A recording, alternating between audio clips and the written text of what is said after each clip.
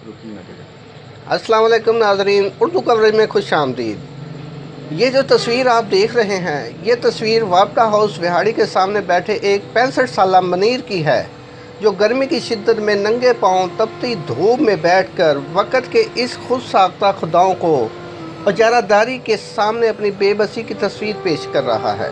ये शख्स जिसके घर का बिल 9000 आया, जबकि घर में एक पंखा, एक ही बल्ब और वापटा के चक्कर लगा कर बिल आखिर थक कर वापटा के दफ्तर के सामने एहतजाजन नंगे पाँव बैठकर बिल की अदायगी के लिए भीख मांगने पर मजबूर हो गया। मगर इक़्तिदार के नशे में धुत ब्यूरोक्रेसी में अफसरशाही का भूत अपने ऊपर लिए उन नाखुदाओं को गरीब की कोई परवाह नहीं। इन इक़्तिदार के भूखे प्यासों को गरीब की गुर्बत बेबसी पर डूब कर मर जाना चाहिए।